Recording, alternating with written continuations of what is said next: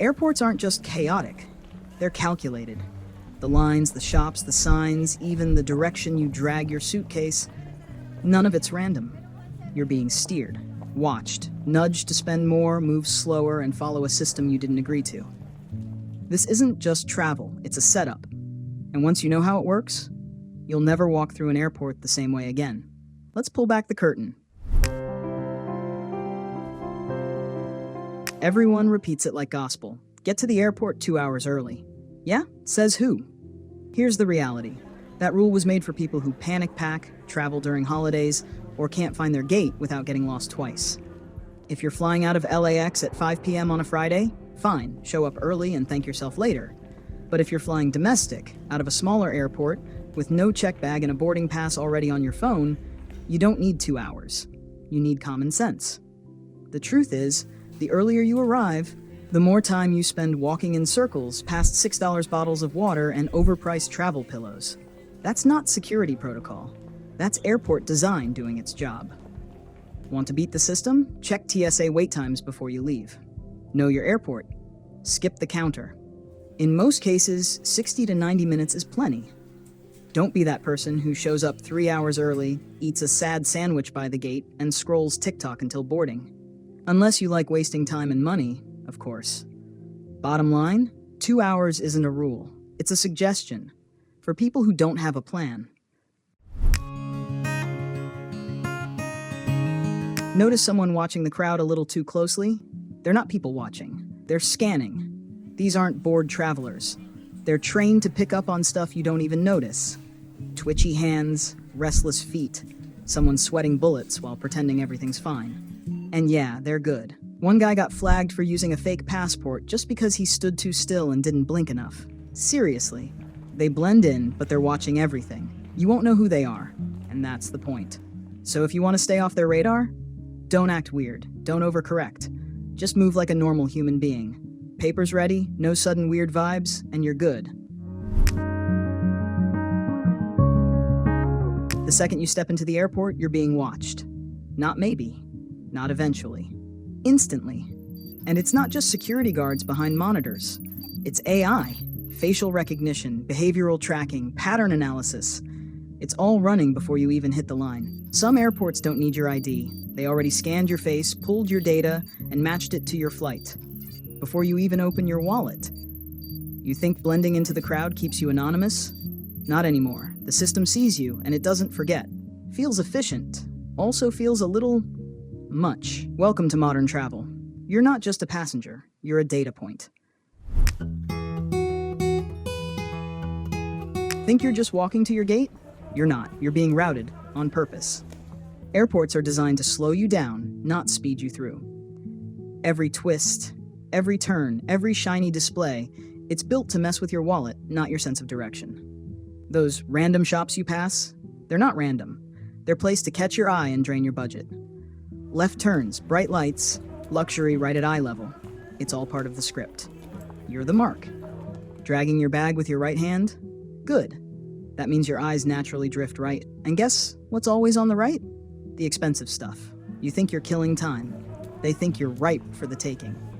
Want to win this one? Set a budget, keep walking, and don't buy anything you wouldn't want outside an airport. Simple. Because none of this is an accident. It's the most profitable layover you'll ever have, and you're the product.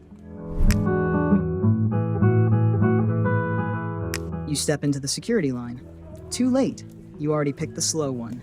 Most people go straight to the first checkpoint they see, which is exactly why it's always packed. Here's the move. Skip the crowd. Walk a little farther down the terminal. The lanes at the ends, often way shorter.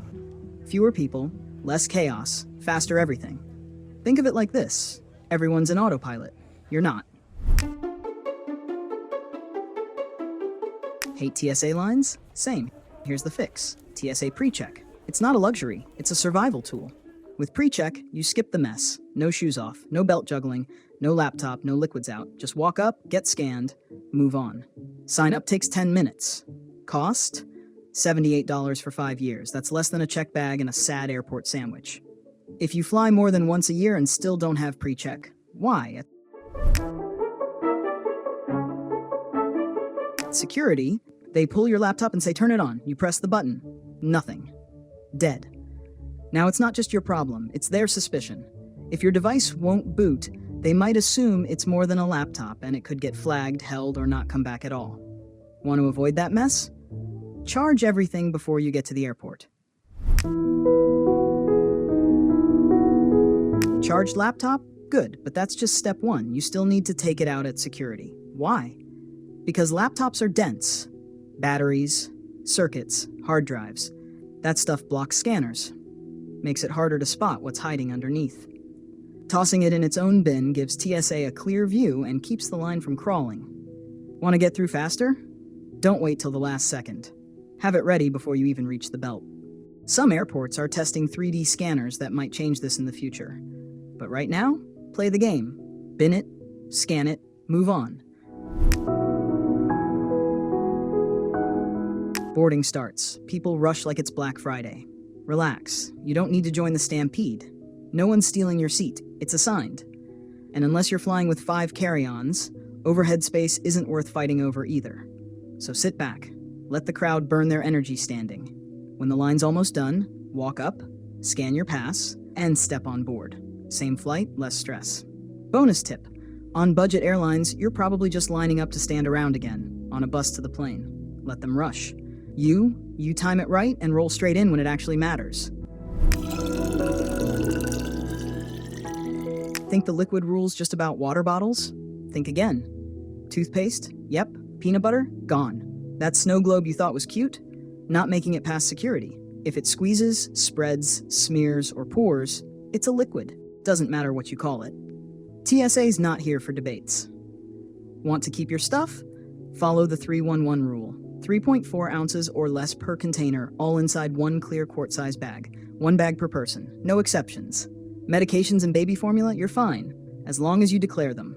Everything else, pack smart or kiss it goodbye. No drama, just rules. Obey them and move on. Your ticket doesn't just cover the seat, it covers the landing. Literally. Airlines don't just pull up and park, they bid for prime landing slots, especially during peak hours at major airports. And those slots? They cost millions. Case in point, Oman Air paid $75 million to Air France just to land at Heathrow in the morning rush. 1 slot, 1 time of day. That kind of money doesn't come out of thin air, it comes out of your fare. So next time you wonder why your ticket to LAX costs more than your hotel, remember, every minute on that runway has a price tag, and you're the one paying it.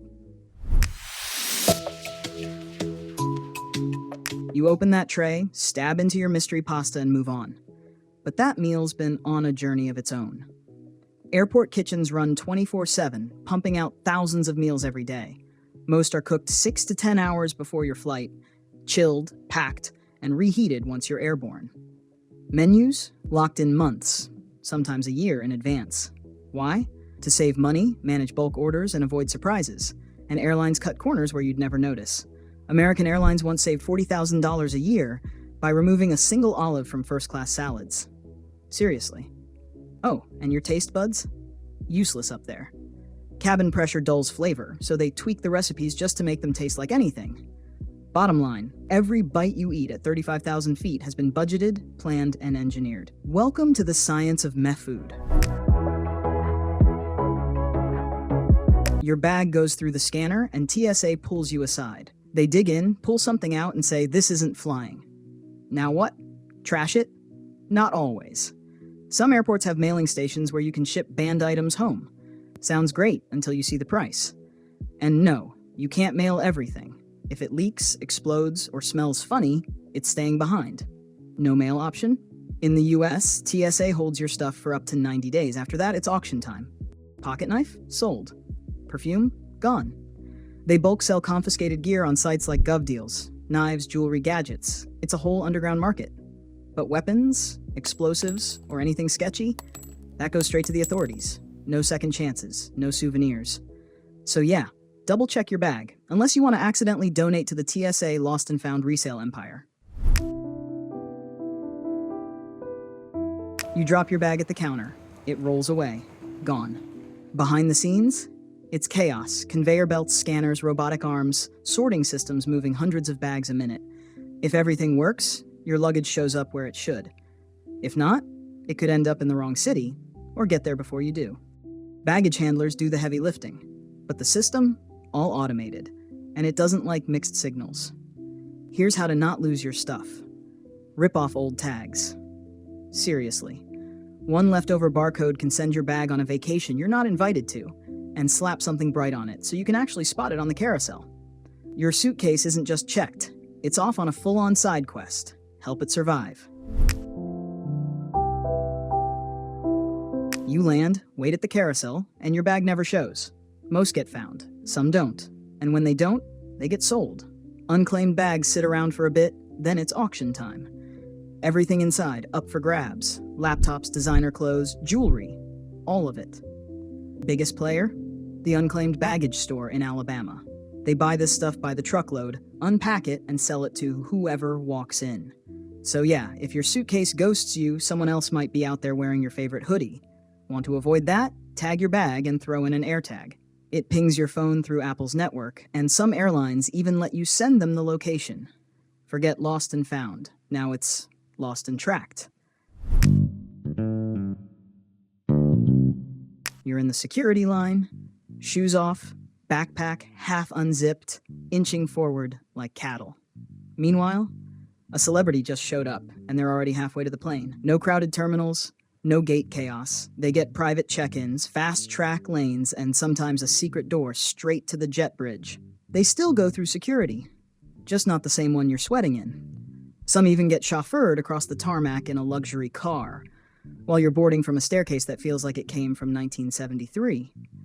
And yeah, it costs extra, sometimes a lot extra. By the time you're fighting for armrest space, they're already sipping champagne up front. Same airport, different planet. No beeps, no alarms. But suddenly you're pulled aside, and someone's swabbing your hands. No, it's not random. And no, you're not off the hook yet. That tiny cloth, it's scanning for microscopic traces of explosives, stuff you can't see, smell, or scrub off. The sample goes into a machine that flags anything suspicious, even if it's from something you touched hours ago. If it pings, you're not just walking through. Expect questions, extra screening, maybe a full bag dump. It's fast, quiet, and way more precise than the metal detector. So next time it happens, don't take it personally. Take it seriously. Long layover? Don't suffer through hard chairs and $12 sandwiches. There's a better move. The lounge. Most airport lounges give you the basics and then some. Comfy seats, solid Wi-Fi, free snacks, drinks, sometimes even showers. No crowds, no chaos, just peace. You don't need a business class ticket. Many lounges offer day passes, and some credit cards or airline memberships get you in free. So before you waste hours pacing the terminal, check your options. A little planning turns a brutal layover into something that actually feels first class. Some airports are built like mazes, but the smart ones hide shortcuts. At LAX, terminals 4, 5, and 6 connect through quiet tunnels most travelers never notice. At Dulles, there's an entire underground system with people movers that skip the surface chaos completely. These aren't marked with flashing signs. They're designed for efficiency, not attention. So instead of battling crowds and going through security all over again, look for those tucked away hallways. They're real, they're fast, and they're your ticket to skipping the mess. You get to the gate, ticket in hand, then boom, this flight's overbooked. Classic move. Airlines sell more seats than they have, betting someone won't show. But if everyone does, someone's not flying. Here's the play. Don't jump at the first offer. It's always lowball. Wait it out. The longer they beg, the better the deal. Cash, flight credits, hotel nights, upgrades. Hold your ground. And if you get bumped without volunteering, you're owed compensation legally. How much depends on your delay. So don't settle for peanuts. Moral of the story? Sometimes giving up your seat gets you way more than keeping it. Flying economy, but eyeing that business class curtain like it's Narnia, you're not alone. Here's the move. Start checking in online about 4 days before your flight. That's when upgrade offers quietly start popping up, sometimes cheap, occasionally free. And when you hit the airport, ask, Seriously, just ask. Gate agents don't bite, and upgrades do happen. Most people never bother. It's not about luck, it's about timing, status, and showing up like you know the game. Worst case, you're still in your seat. Best case? Free champagne at 35,000 feet. Now you know what most travelers don't. Airports aren't just places, they're systems. But now you've got the playbook. From layout traps to behind-the-scenes security, you're not walking in blind anymore. You're sharper, faster, harder to manipulate. Next time you fly, don't just go with the flow. Read the room, beat the system, own the space, because once you see how it works, you never unsee it.